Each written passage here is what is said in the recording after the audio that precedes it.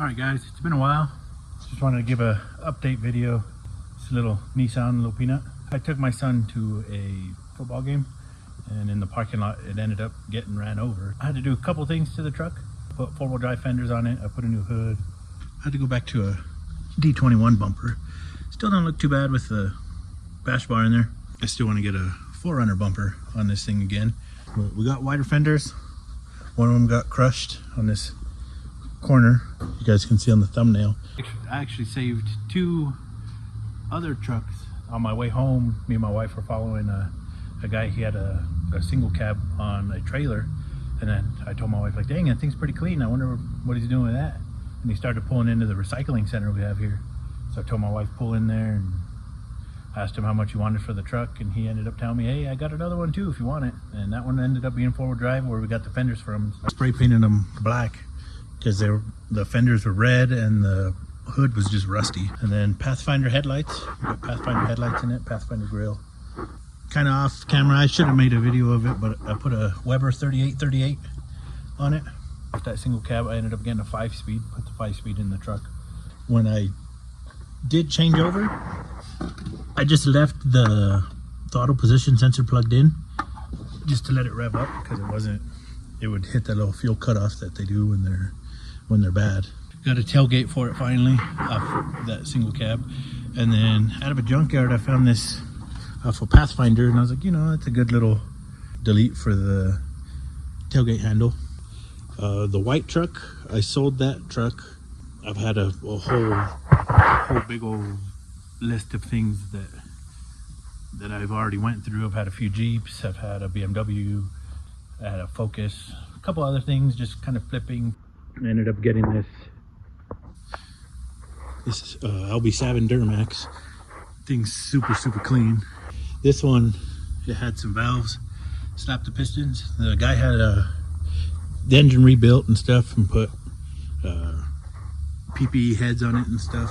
And the guy never adjusted the rocker arms, so the valve smacked the pistons. So I got this motor, has ARP head studs going in it, Class C head gaskets. So main reason behind me making this video anyways, trying to get back into YouTube, trying to keep it going, trying to get you guys some good content and stuff.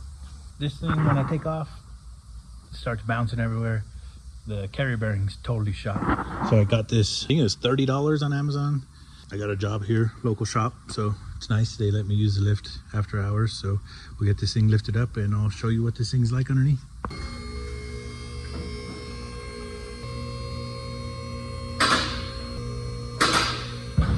So under this thing, you can see the little glass pack I have under this. What we're doing today, that shouldn't be like that, so we're gonna make it not like that.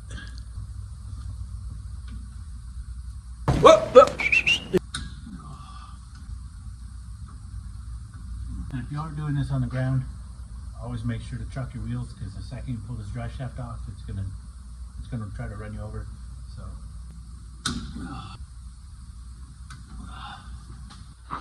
alright, so in here you'll have those 4 or 14 millimeter bolts. This whole thing will separate from it. Carrier bearing wise, up in there, there's a 17 millimeter bolt on that side, and then one kind of mirroring the other side.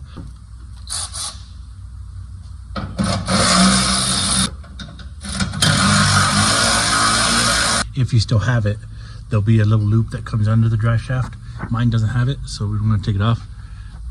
But this top piece comes right off after you take those 17 mils out. Come on, buddy.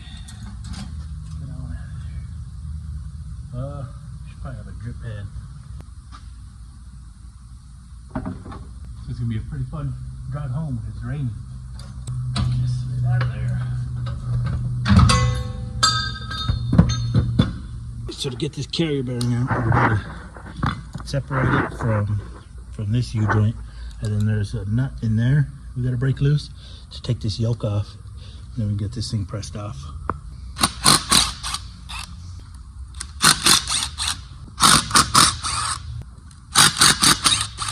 Alright, then if that doesn't want to come out for you, just get a pry bar in there, smack it a little bit, and it'll pop right out. Make sure these caps don't come off. There's little needle bearings in there that if you lose those, or you can get them back in, but they're a big pain. So this one in here is a 24. Get that out.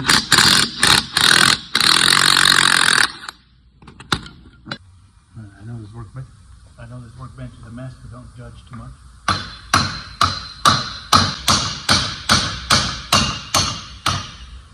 You don't want to overdo it. You don't want to like hit it too hard, because then you'll end up deforming where the U-joint goes. 12 seconds later.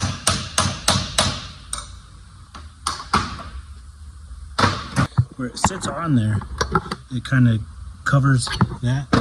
So you don't want to hit it with a hammer. You kind of hit it. It's kind of deformed, but you want your punch to be right above this, and then you could start hammering it out that way. Don't take what I do word for word. I could be doing it incorrectly, could be doing it the hard way. I'm not sure. I'm getting it done, that's all I know. When you put this carrier bearing on, you'll want to have these little nubs towards the front of the drive shaft. So a washer always goes in first, then the nut. So these drive shafts, they are balanced together. You usually want to mark it. I just paid attention to the weight here and the weight here, but they are balanced together. And you'll want to mark where the yoke goes as well, just so you make sure everything goes together, everything's balanced like it needs to be, and you don't have any vibrations that were. Now this thing's all back together. Go back in with it.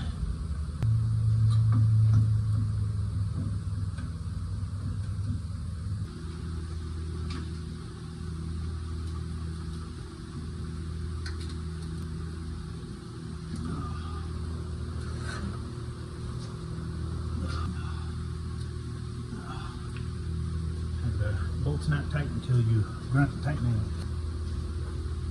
So bottom bracket.